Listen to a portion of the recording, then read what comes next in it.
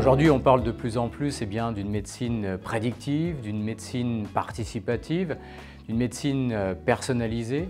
Et tous ces éléments-là vont être directement travaillés par cette chaire de recherche. Bien évidemment, l'objectif étant de structurer à la fois sur les usages en santé connectée, c'est-à-dire ici la compréhension du comportement des patients à l'égard des objets connectés en santé, des applications mobiles, et plus largement aussi d'ouvrir le débat en termes de recherche sur les problématiques de chaîne de valeur en santé. Il s'agit donc ici de rentrer sur ce débat public pour pouvoir apporter au niveau scientifique des réponses vis-à-vis de l'ensemble de ces problématiques. Aujourd'hui, ce qui nous intéresse dans le fait que la technologie est en train de révolutionner la société, c'est que cette technologie va changer nos vies, mais elle va également avoir un impact profond finalement sur l'être humain, sur nos pratiques, sur notre vie, sur nos pratiques de santé bien entendu.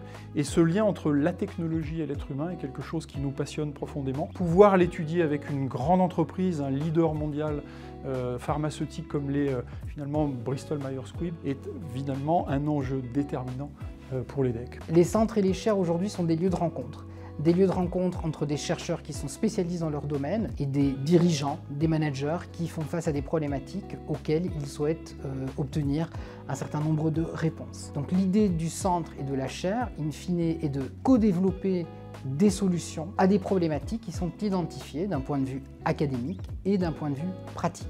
On a vu apparaître dans le domaine du médical de nouveaux entrants. Ces nouveaux entrants, par exemple le métaverse, constituent peut-être le devenir de la santé, ou du moins en tout cas pour certains de ces aspects. Il est donc intéressant aussi d'aborder ces nouveaux outils qui vont être peut-être à l'origine d'une modification de l'Internet, d'une modification des rapports que nous entretenons, déjà entre nous, mais également appropriés au domaine du médical. Tout ceci fait sens et donne une profondeur extrêmement intéressante. Dans cette logique, on peut comprendre et appréhender le fait qu'il puisse exister des bénéfices quant à l'usage de ce type d'outils. En revanche, on voit aussi apparaître certains méfaits. Le fait de plonger des individus dans un univers virtuel peut éventuellement aussi avoir des impacts au niveau de leur santé mentale. Il est donc extrêmement intéressant de comprendre ces différents leviers, différents freins et motivations à l'adoption de ces technologies, mais aussi au travers des futurs travaux de cette chaire de recherche, c'est se poser la question de la data. Cet élément est quand même extrêmement important lorsqu'on l'approprie